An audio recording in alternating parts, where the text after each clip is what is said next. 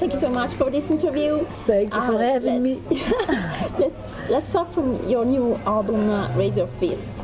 We were very impressed by the perfect balance of hard rock songs and more heavy metal songs and intimate ballads. So was that your original plan, or it just developed that way while composing? Yeah, actually, with each record you always try to, you know, make something better or learn from the previous album. And I loved the last album, Fear No Evil, but I thought the fast songs, they could have sounded a little bit fatter. So on this album I definitely said, yeah, I want to have the best mixer for the fast songs and for the anthems. And then actually we worked all over the world. We recorded in New York, New Jersey, Hamburg, mixed in Denmark with Jacob Hansen, and he did all like the fast songs. I think they came out perfect, and I'm really good. And I'm happy how it came out. And I think it's lots of anthems and old school speed metal songs and some modern influences, but I think this time it's very cohesive. Yes, and also your tribute to Ronnie James Dio on Hero is really touching. Really love that, because it really portrays a feeling that everybody can share, both musicians that was inspired by him and fans who loved him. So how did you decide to use that kind of song as a closure for your album? Yeah, actually it was the first song which was written for this album, Raise Your Fist, and actually I wrote it 2 weeks after I heard that Ronnie is now in heaven, hopefully. And we toured together a lot, and we became really good friends in the last 10 years, and he was always my main inspiration, and I know that so many fans felt the same. It was so heartbreaking, and I was devastated for a couple of weeks, and then I was trying to go to sleep, and then suddenly this idea in the melody for You're a Hero, Our Only Hero, that appeared, and then I thought, oh, I gotta write it. And then I went to a demo studio and I recorded it, and I called an old friend of mine who actually did with me the Triumph and Agony album. His name is Joey Milan, and I said, hey, I have this idea and I need to have it perfect. It's for Ronnie James Dio. And he was and then he actually, we wrote the verses together, and then actually somebody who mixed it, he recorded my very first demos in my life in '82, and he's a guy from Germany. His name is Rudi Kronenberger. And he recorded with me the song for the Ronnie James Dio tribute album. It was Egypt. And I remember that Ronnie always loved it. He said, Doro, I like the sound, I like the feel. Yeah, and then actually I went back to him. We did some more recordings. And then I said, can you get the files ready for Denmark, for Jacob Hansen, who's actually the producer and engineer for Volbeat, and I liked his sound a lot. Yeah, and he said, yeah, I get it ready. And he said, can I make a mix as well? And I said, yes. And then I heard the mix, and it was perfect. Perfect, yes. And then I thought, yeah, maybe it's a nice dignified closing for the album, yes, and it gives thanks and honor to Ronnie James Dio. And really, it does. So also the duet with Lemmy is very inspiring.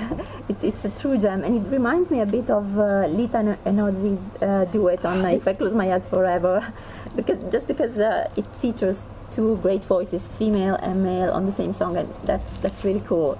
How did it come about? Yeah, actually I love Lemmy for as long as I can think of. I met him the very first time in the early '80s, and I've always been a big Motorhead and Lemmy fan. And we worked together in 2000, and we recorded 2 songs.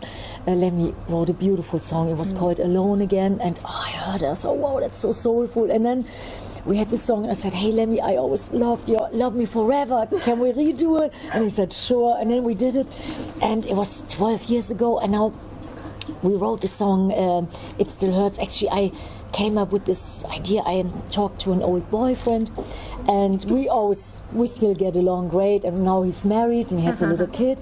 And he gave me a phone call, and he said, can you be our godmother? Wow. And I said, oh man, that's a lot of responsibility. I'm always on the road. And I said, I don't know. And it was a heavy conversation. Then I hung up the phone, and then I thought, oh, it still hurts. It still hurts. And then actually the melody, the chorus, everything was already coming out. Yes. And then I recorded this one in Hamburg with Andreas Brun, who worked actually a lot on this album. He's the ex-guitar player of Sisters of Mercy. Oh, okay, yeah. And we are friends, and we worked for a long time together, and and then actually we worked a little bit more on this on the song, and then Andrea sings some little lines, and then I thought, oh, it calls for a duet. And then I had in my mind like Lemmy singing on it somehow. It was like, and then I was hoping Lemmy would like the song, and then I sent it to him, and we were. So you didn't actually record it together. You did it separately. Actually, then we recorded like Lemmy's vocals. We recorded in LA, but the demo was recorded in Hamburg. Okay. And yeah, but then I sent him the demo, and I said, "Hey, let me check it out if you like it, or if it sparks like a." And he said, "Oh, I love it." And and then we did Great it. Satisfaction. Yes. And he did wonderful vocals in LA, and I couldn't even pick the lines. Every line, I was like, oh, I was melting away, and I got goosebumps. And yeah, so I think that's one of the highlights. Beautiful. Yeah. You've been cooperating for years with Luca Princiotta, who's an Italian guitarist, also playing with the band Clairvoyance. Do you know this band? And how did you two meet? Yeah, actually, Luca, he was filling in for another keyboard and guitar player we had before, Oliver Pelotai, and he's now in Camelot, and he has his own band. And then sometimes he was on tour, and then Luca was filling in, and suddenly we thought, man, we click, it feels so good. And now Luca is with us for a long time now, and I know the Clairvoyance. I was actually on a little promotion tour with them, with Bjorn Lande and the Clairvoyance and us, and the guy Fulvio, he put us together. And and then Luca is an amazing great. guitarist. Amazing guitarist, and the sweetest person, and we get along great. And and then Luca is in the band. And good to know an Italian guy has achieved so much. Really, and he deserves everything. And we had actually another Italian band. They supported us a couple of times, Merendine.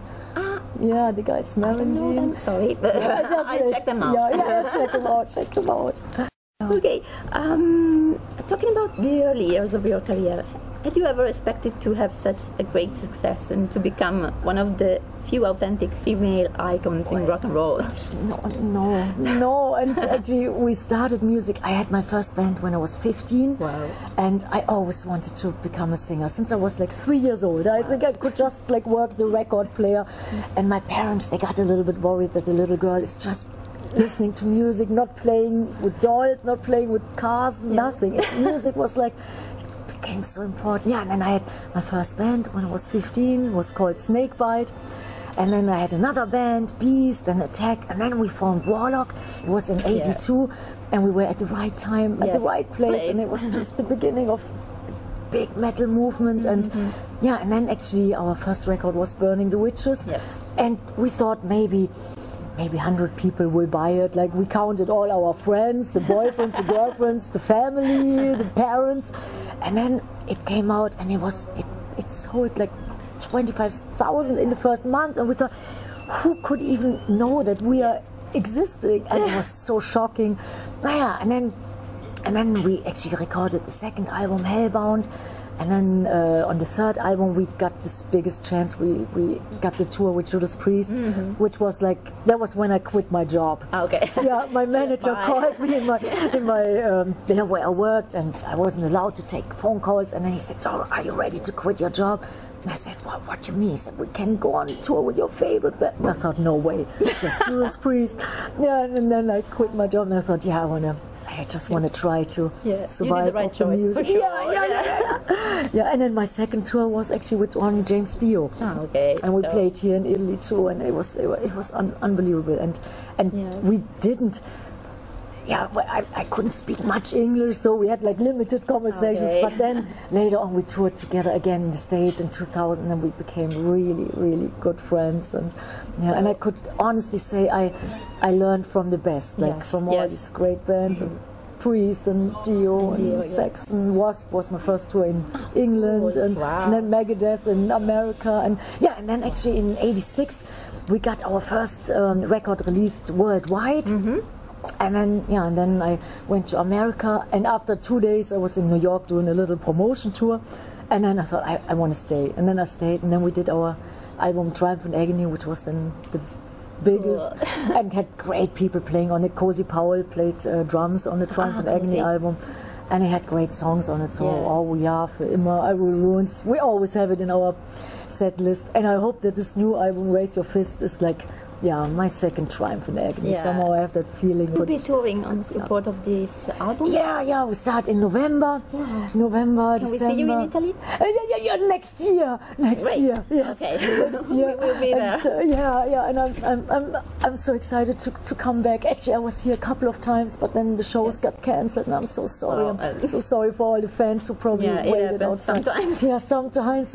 But now I'm here doing promotion, and I'm so happy. And then it's my first release on Nuclear Blast, the first record. We had a DVD out on Nuclear Blast, but I think they're really supportive, and that's what you need, like as a musician. Yes, it's very important. Yeah, when you have a good record, it doesn't mean that anybody knows about it. So, and yeah, so we definitely come back next year here to tour, and I make up for all these years I haven't been here. And thank you so much for your time. I think that's it. One last thing, could you look into the camera and say hello to our magazine, which is Rock Rebel magazine?